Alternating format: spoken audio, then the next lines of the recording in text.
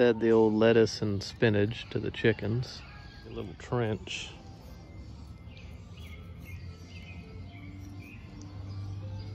Try not to spill out too much of the dirt.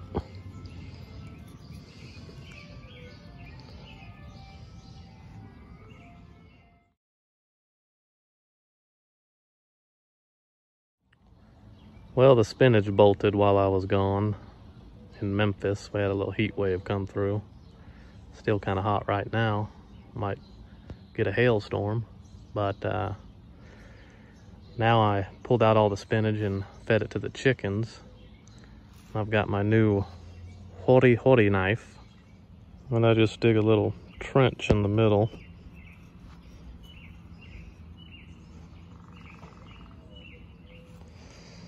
Take some of my osmakoti, sprinkle. Planting some beans, so I'm not gonna put too much in there. These are some Kentucky Wonder pole beans that I saved last year.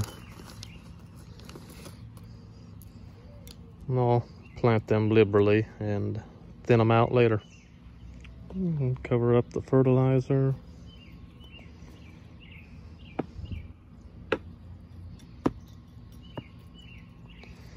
Make a little trench for the beans. It's hard to do left-handed. On the back row here, I'm gonna plant these Kentucky Wonder pole beans pretty liberally because I saved them myself. I don't know how many will sprout.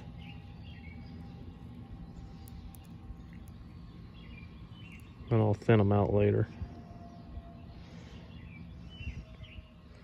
And in the front, I'll put some bush beans, contender bush beans.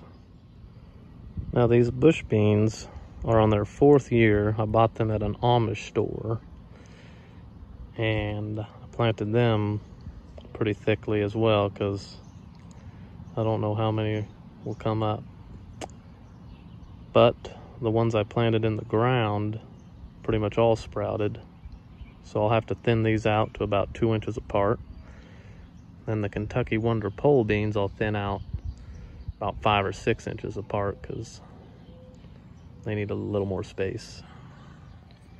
Well, the beans are planted, and now containers are pretty easy to grow things in as long as you keep them watered, which can be tough when you're in a severe drought like we are, but never plant in a pot less than 12 inches diameter, or else it won't hold enough water long enough. Also put some beans over there in the ground, and I can compare them to the ones in the pot. See how they climb up this little shed I built.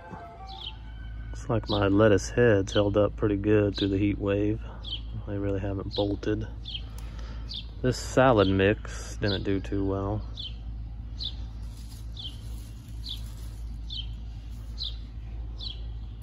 The newer one's doing fine. And then the little gems, they seem to be fine as well.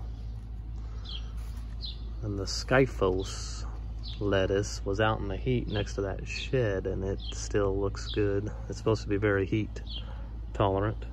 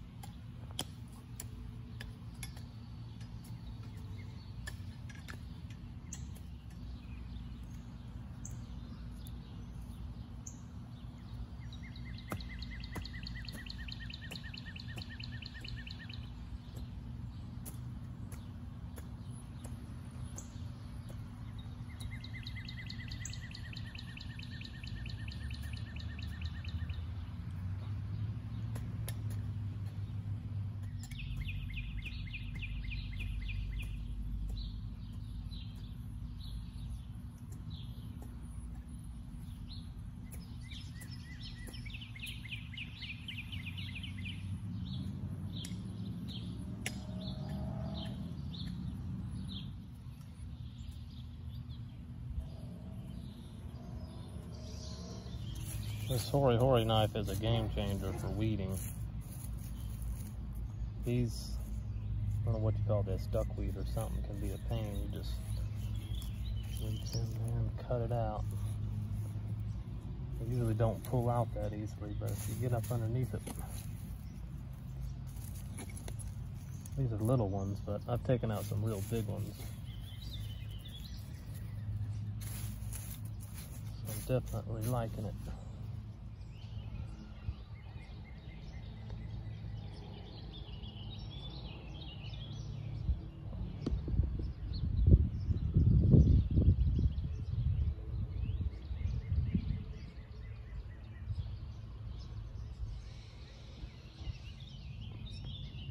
Peppers and tomatoes sure appreciated that heat wave. The strike bush beans have been taking a hit from this little beetle here. Must be a Colorado potato beetle or something. Garlic's getting really tall.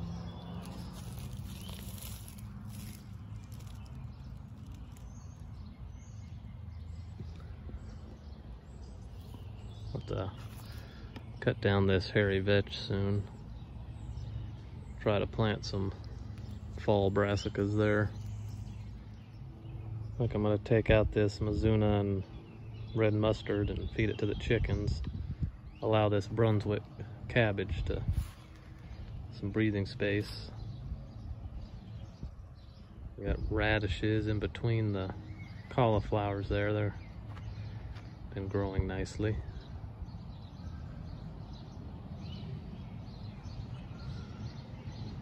And my little supports are working good for the broccoli.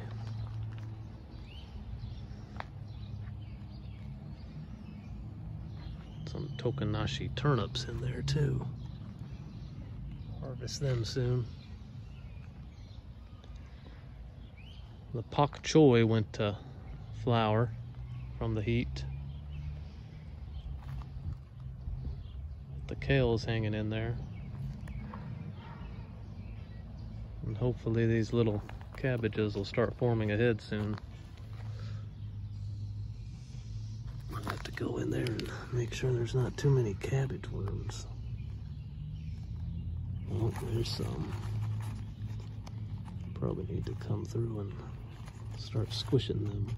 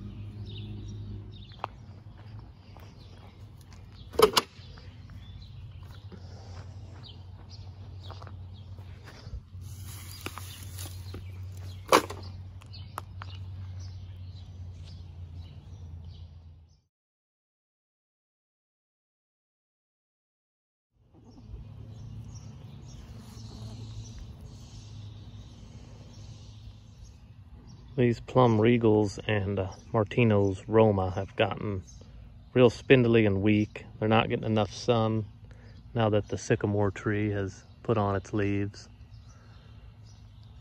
I had them in the garage while I was gone. So I'm gonna take a big risk and just put them in the ground.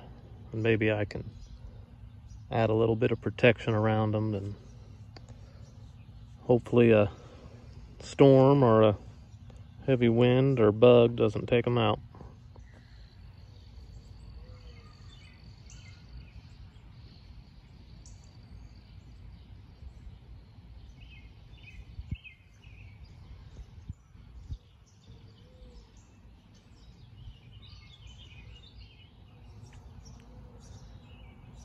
Can you hear the bees?